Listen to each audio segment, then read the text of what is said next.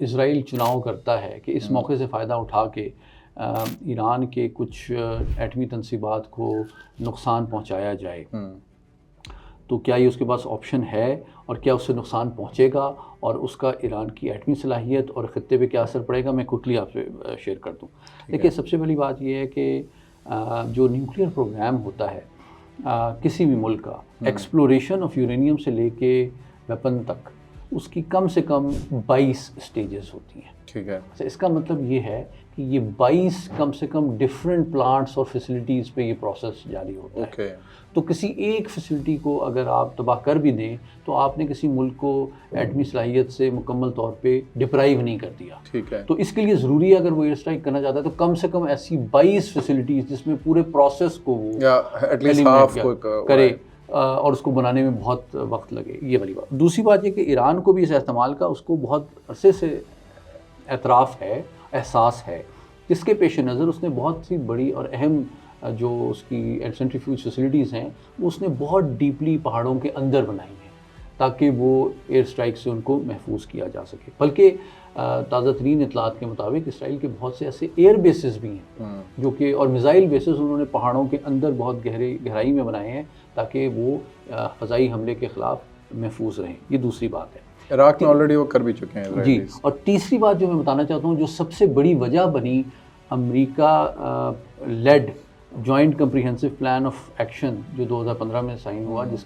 کو عمومی طور پہ ایران نیوکلیئر ڈیل کہتا ہے، اس کی بنیادی وجہ کیا تھی؟ امریکہ کو بھی اس بات کا اعتراف تھا کہ اگر امریکہ بھی چاہتا تو تمام نیوکلیئر فیسلٹیز کو تو آپ سکسیسفلی ختم نہیں کر سکتے، اور اگر آپ کر بھی دیتے تو that is the ultimate incentive for Iran کہ وہ اتنے بڑے پیمانے پہ ڈائریکٹ ایٹمی فیسلٹیز پہ حملے کو استعمال کرے، اپنا قانونی اور سفارتی حق استعمال کر کے نیوکلیئر نان پرولیفریشن ٹریٹی سے وہ ایگزٹ کر جائے اور اس کو نیشنل سیکیورٹی کے ایک ایگزسٹینشیل تھریٹ کے طور پہ سائڈ کر کے ایک پولیٹیکل ڈیسیجن لے، جس طرح نارتھ کوریا نے لیا، اور پھر وہ ایٹمی ہتھیار بنائے اور پھر اس کا وہ سیاسی اور قانونی جواز بھی پرووائڈ کرے کہ بھئی آپ نے تو ڈائریکٹ میرے ایٹمی پروگرام پہ حملہ کیا، تو میرے پاس تو قومی سلامتی کی مجبوری ہے کہ مجھے ایٹمی ہتھیار بنانا پڑیں گے، میں تو نہیں بنانا چاہتا تھا۔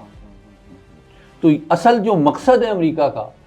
کہ بھئی اس کو ایٹمی طاقت نہ بننے دیا جائے، وہ فیل ہو جائے، وہ آپ اس حملے کے ذریعے سے آپ اپنے اسٹریٹجک آبجیکٹیو کو ڈیفیٹ کر دیں گے، شاید ٹیکٹیکل اور آپریشنل آبجیکٹیو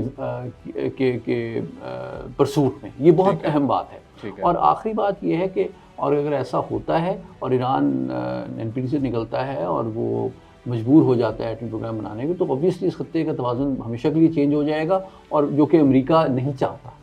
تو یہ ایک پرماننٹ لاس ہوگا اس کے لیے۔ اس لیے اگر کوئی وہ ٹارگٹس کا چناؤ کرتا بھی ہے اسرائیل، تو موسٹ لائکلی وہ اس قسم کا ہوگا کہ بہت زیادہ ڈیمیج تو نہ ہو لیکن ایران کے لیے امبیرسنگ ہو، اور اس کو وہ اپنی سیاسی اور سفارتی جیت ڈکلیئر کر سکے مغربی طاقتوں، عالمی برادری اور اپنے ووٹر اور فوج کے ساتھ، کہ ان کا ہم نے جو پرائیڈ ہے، اس کو جو ڈنٹ ملا ہے، وہ ہم نے ریپیئر کر دیا ہے۔ It could be face saving exercise.